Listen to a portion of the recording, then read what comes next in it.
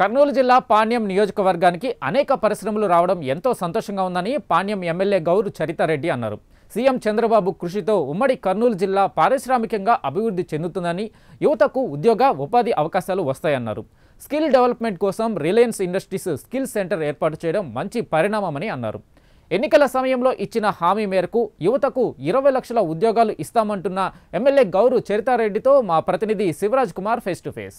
ఓర్వకల్లును పారిశ్రామిక హబ్గా మార్చేందుకు చంద్రబాబు కృషి చేస్తారని చెప్పుకోవచ్చు. పాణ్యం నియోజకవర్గంలోని ఓర్వకల్లును పూర్తి స్థాయిలో పారిశ్రామికంగా అభివృద్ధి చేసేందుకు కొద్దిసేపటి క్రితమే పరిశ్రమలకు శంకుస్థాపన చేసిన పరిస్థితి అయితే ఉంది. మనతో పాణ్యం ఎమ్మెల్యే గౌరు చరిత గారు ఉన్నారు. మేడం, మీరు మీ నియోజకవర్గంలో ఇప్పటి వరకు పరిశ్రమలు ఏర్పాటు జరుగుతుంది, ఎలా అనిపిస్తుంది మేడం? చాలా సంతోషంగా ఉంది. గత ప్రభుత్వాలను చూసి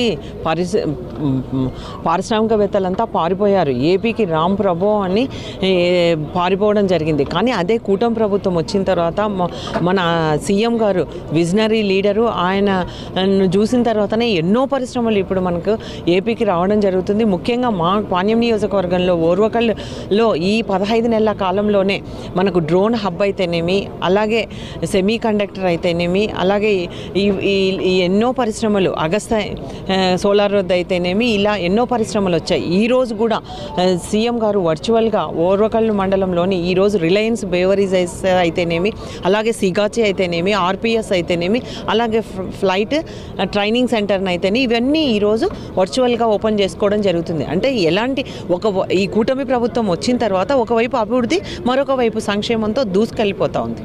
అంటే ముఖ్యంగా ఇక్కడ పరిశ్రమలు ఏర్పాటయ్యాక ఎంతమందికి ఉపాధి అవకాశాలు లభించి, ముఖ్యంగా మన నియోజకవర్గంలో ఎంతమంది యువతకు ఈ ఉద్యోగ అవకాశాలు కనిపించే అవకాశం? ఇప్పుడు మనకి ఈరోజు ఏదైతే రిలయన్స్ బేవరీజెస్ ఉన్నాయో దీనిది 2400 కోట్ల పెట్టుబడులతో 1800 మందికి ఉద్యోగ అవకాశాలు వస్తాయి. అంతేకాకుండా ఏదైతే మనం ఈరోజు ఫ్లైట్ ట్రైనింగ్ సెంటర్ని ఏర్పాటు చేసుకున్నామో అది కూడా 400 కోట్లతో ఏర్పాటు చేశారు. అది కూడా 100 మందికి ఉద్యోగ అవకాశాలు వస్తాయి. ఇప్పుడు ఆర్పిఎస్ ద్వారా కూడా 90 కోట్లతో చేసుకున్నాము. దీనివల్ల కూడా 300 మందికి దాకా ఉపాధి అవకాశాలు వస్తాయి. అలాగే సిగాచి అది కూడా 400 కోట్లతో ఏర్పాటు చేసుకోవడం జరిగింది. దానిలో కూడా 1100 మంది వరకు ఉపాధి దొరుకుతుంది, ఎంప్లాయ్మెంట్ వస్తుంది. అంటే ముఖ్యంగా ఇప్పుడు ఈ పరిశ్రమలకు భూములు ఇచ్చే రైతులకు కావచ్చు, మిగతా వారికి మీరు ఏ విధంగా కాంపన్సేషన్ కావచ్చు, వారికి ఎలాంటి అవకాశాలు ఇస్తారు?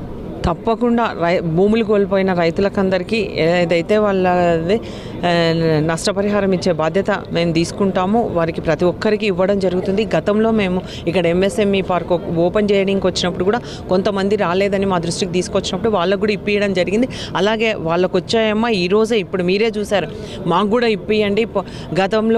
గత ప్రభుత్వంలో వైసీపీ నాయకులు నిలబెట్టడం జరిగింది, మేము చాలా నష్టపోతున్నామంటే వెంటనే కలెక్టర్ గారితో మాట్లాడి, అలాగే మినిస్టర్ గారితో మాట్లాడి వారం రోజుల కల్లా క్లియర్ చేస్తామని చెప్పడం జరిగింది.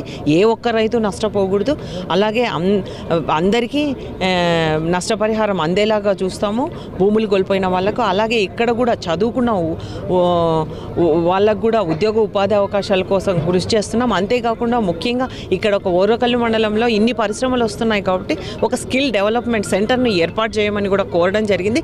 దానికి రిలయన్స్ బేవరీజెస్ వాళ్ళ కంపెనీ వాళ్ళు ముందుకొచ్చారు. తప్పకుండా మేము పెడుతున్నామమ్మా అని కూడా ఇందాకే మాకు చెప్పడం జరిగింది. అక్కడ ఓపెనింగ్ కూడా చాలా సంతోషము.